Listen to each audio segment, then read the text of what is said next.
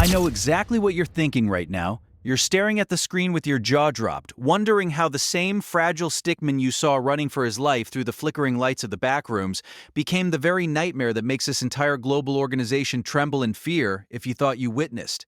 True horror in level 0 in my last video, which by the way you absolutely must watch right now to understand the sheer trauma of how I escaped that infinite yellow hell and ended up in this high-tech cage, then you haven't seen anything yet. Stay with me until the very last second of this 30-minute descent into madness, because I am going to reveal the exact excruciating moment my ink didn't just turn dark, but turned into a pure sentient venom, and how I transformed into the new monster.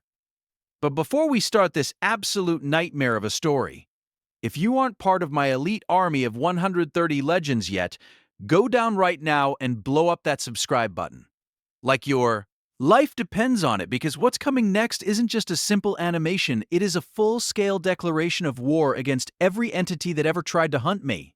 I opened my eyes, and the blinding white surgical lights were searing through my vision like twin suns. I was strapped to a cold, vibrating iron table in a containment cell, hidden deep underground with walls 3 meters thick of solid reinforced steel, and led this organization, the SCP Foundation, thought they could contain the uncontainable, but they made a fatal, arrogance-fueled miscalculation with me.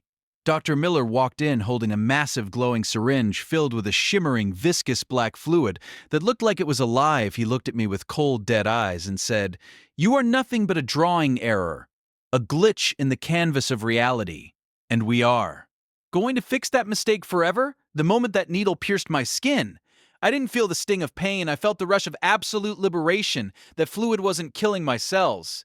It was feeding the very primordial ink I am made of. My body began to turn pitch blacker than a black hole, and the magnetic restraints started melting. Like wax under an intense supernatural heat, I looked at the doctor with a wide, terrifying grin that stretched across my face and told him, "Thank you, doctor, for your curiosity. You didn't just study the monster, you just gave him the key to his own cage."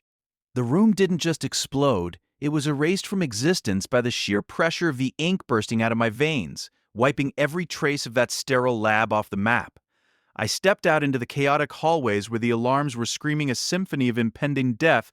I found myself facing a specialized MTF tactical unit with heavy armor and assault rifles. They opened fire without hesitation, but I could see every single bullet moving in slow motion like heavy raindrops in a storm.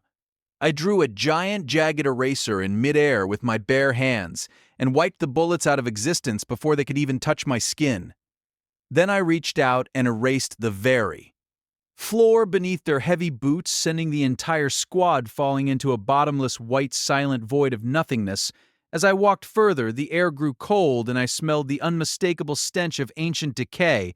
And there he was, SCP-049, the Plague Doctor.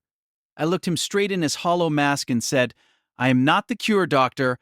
I am the pestilence this entire organization has been fearing since the day they were founded." I drew an inescapable ink cage around him that absorbed his touch and left him screaming for mercy behind me as I kept moving. SCP-682, the hard-to-destroy reptile, broke out of its heavy acid containment.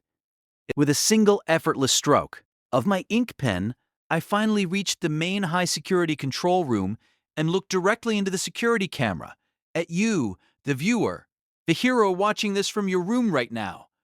Giving me only 180 seconds before this entire sector and everything in it vanished into dust.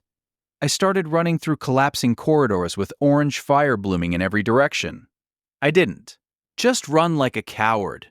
I drew the iconic red racing car I love and modified it with jagged ink spikes, not just to race, but to fly through the debris I was smashing through the facility's reinforced walls, using the car's dense ink body as a battering ram that nothing could stop. I reached the final massive. I looked at you again through the screen and asked with a smirk, "What do you think the code is?" But without waiting for an answer, I drew a colossal mountain-sized sledgehammer and demolished the entire titanium gate with one thunderous swing I stepped out into. The pale, cold moonlight with the facility burning to radioactive ashes behind me in a massive mushroom cloud. I looked at my hand and the ink was moving and pulsing on its own like a living, hungry parasite. I am out now, and I am not just out of my cell, I am out of everyone's control. The Foundation has already sent their most dangerous global occult hunters after me, creatures you have absolutely no idea about yet, entities that will haunt your every dream in the upcoming Part 2. But the only question you should be asking yourself as you turn off your lights tonight is if I have truly become the new monster who is left in this world to stop me. And if you think this escape was scary, just wait until you see the carnage I bring to Siren Head in the next massive episode.